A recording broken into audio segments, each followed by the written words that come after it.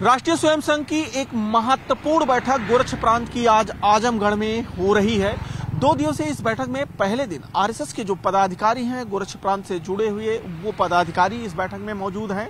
इसमें जो गोरक्ष प्रांत में आरएसएस की अलग अलग 6 विंग हैं, उन 6 विंग के अलग अलग पदाधिकारी रहेंगे, प्रचारक रहेंगे, जिले के समन्वयक रहेंगे और उनके साथ चर्चा की जाएगी कि किस तरीके से संगठन को और मजबूत किया जाए, गांव स्तर पे संगठन को कैसे मजबूत किया जाए। इसके बाद कल जो विचार परिवार है, विचार परिवार के लोगों के साथ भी आरएसएस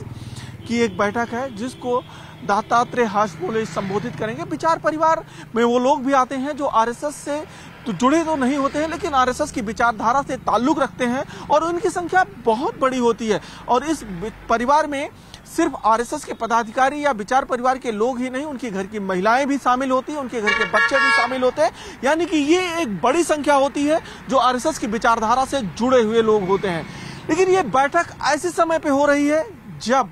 आने वाले साल में चुनाव होना है और गोरक्ष प्रांत की ये जो बैठक है ये इसलिए भी महत्वपूर्ण है कि अगर हम 2019 के लोकसभा चुनाव की बात करें तो बीजेपी को 13 में से 10 सीटों पे विजय हासिल हुई थी।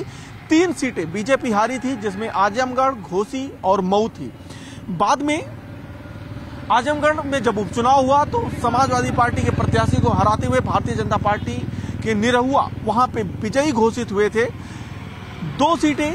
घोसी और लालगंज पे भाजपा को हार मिली थी। इस बार की ये जो बैठक है इस रणनीति पे भी चर्चा वहां पे होगी कि किस तरीके से गोरक्ष प्रांत की 13 सीटों पे विजय श्री हासिल किया जाए और जो 2024 की जीत है उसे और बड़ा किया जाए। महत्वपूर्ण बात यह है कि गोरक्ष प्रांत में मुख्यमंत्री योगी आदित्यनाथ आते हैं और मुख्यमंत्री योगी आदित्यनाथ गोरखपुर का लंबे समय तक प्रतिनिधित्व कर चुके हैं, वो यहाँ से सांसद रहे हैं। अब उनकी जगह रवि किशन सांसद हैं और मुख्यमंत्री योगी आदित्यनाथ गोरखपुर शहर से विधायक हैं। गोरक्ष प्रांत में अगर भाजपा की दृष्टि से देखें तो कुल 62 विधानसभा सीटें हैं और यहाँ पे 44 से अधिक सीटें बीजेपी के पास हैं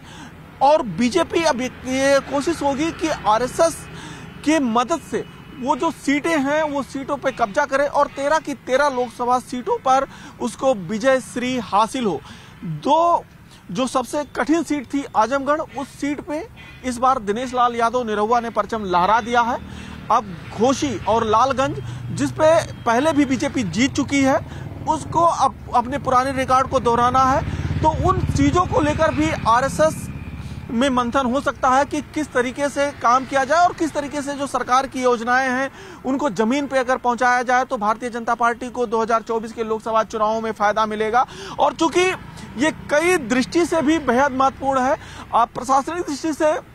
गोरखपुर, बस्ती और आजमगढ़ मंडल इसमें आते हैं, लेकिन अगर हम संघ की दृष्टि से बात करें तो इसको संघ ने 21 जिलों में बांट रखा है और 21 जिलों में उसने प्रचारक रखे हुए हैं, अलग अलग उसकी बॉडी रखी हुई है जिससे हर गांव में जो लोग हैं वो आरएसएस के मौजूद रहें। गोरक्ष प्रांत की महत्व इस कारण भी अधिक है क्योंकि ये प्रांत जो है एक तो अवध से सटा हुआ है और दूसरा काशी से सटा हुआ है। काशी में प्रधानमंत्री नरेंद्र मोदी खुद वाराणसी से सांसद हैं और काशी क्षेत्र से जुड़े होने के कारण जब यहाँ पे माहौल अच्छा रहेगा, खास करके आजमगढ़ मंडल की माहौल अच्छा रहेगा तो वो काशी के अन्य जिलों में भी वहाँ का माहौल और बेहतर करेगा। और दूसरा जो अवध क्षेत्र में जो बीजेपी की लड़ाई है, बीजेपी हमेशा जो राम मंदिर के मुद्दे की बात होती रही है इसी से सटा हुआ है, गोरक्ष प्रांत से सटा हुआ है क्योंकि बस्ती के बाद अयोध्या लगता है और अयोध्या की जो सीमा है वहीं से कुछ ही दूरी पे भगवान श्री राम का भव्य मंदिर बन रहा है। तो आरएसएस की इस बैठक में बात भले ही आरएसएस ये कहे कि हम सांस्कृतिक बात करेंगे, राष्ट्रवाद की बात करेंगे और घर घर तक लोगों के जाने की बात करेंगे, लेकिन जो मेन एजेंडा है वो मेन एजेंडा यही होना है कि किस तरीके से 2024 में ये जो राष्ट्रवाद है, संस्कृतवाद है, इसका फायदा बीजेपी को मिल सकता है और बीजेपी गोरक्ष प्रांत की 13 लोकसभा सीटों पे विजय श्री हासिल कर सकती है। और बीजेपी का मनोबल इस कारण भी बढ़ा हुआ है कि जब वो आजमगढ़ जैसी महत्वपूर्ण सीट जहां की स्थिति उसके लिए विपरीत थी वहां पे दिनेश लाल यादव निरहुआ चुनाव जीत सकते हैं, चुनाव जीत के भाजपा के टिकट पे चुनाव जीतकर सांसद पहुंच सकते हैं। तो घोसी और लालगंज सीटें तो उसके पहले से कब्जे में रही हैं। इसी तरीके से जो अन्य सीटें हैं, जो विधानसभा चुनाव के दौरान कुछ सीटें कमजोर नजर आई, जिसमें बस्ती भी एक है, तो उस सीट को भी कैसे मजबूत किया जाए कि 2 बार से वहां बीजेपी के सांसद रहे हैं, लेकिन तीसरी बार किस तरीके से विजयश्री हासिल किया जाए और कहां कहां पे कमजोरी रह गई है उसको कैसे दूर किया जाए, इन सारे मुद्दों पे बृहद चर्चा और बृहद होना है। और आरएसएस, चूंकि आरएसएस की जो बैठक हो रही है, आरएसएस उसमें यही बात कहेगा कि वो राष्ट्रवाद की बात करेगा, वो संघवाद की बात करेगा, और उसमें सांस्कृतिक कार्यक्रमों को लेकर बैठक होगी। तो उसमें बीजेपी की राजनीति को लेकर कोई बैठक नहीं है। लेकिन जब भी इस तरीके की कोई बैठक होती है तो उसका कहीं ना कहीं फायदा आने वाले समय में बीजेपी को चुनाव में मिलता है, और ये अनुमान लगाया जा रहा है कि इस बैठक का भी फायदा बीजेपी को आने वाले चुनाव में मिलेगा। क्योंकि जिस तरीके से विचार परिवार के लोगों के साथ एक बड़ी बैठक होगी, विचार परिवार के लोगों के साथ भोजन किया जाएगा, और उस विचार परिवार में सिर्फ सदस्य ही नहीं रहेंगे, उनके परिवार के लोग रहेंगे, उनके बच्चे रहेंगे, जो आरएसएस से जुड़े हुए संगठन है वो रहेंगे, आरएसएस की विचारधारा को फॉलो करने वाले संगठन भी रहेंगे, और ऐसे भी संगठन रहेंगे जो राष्ट्रवाद की बात करते हैं, जो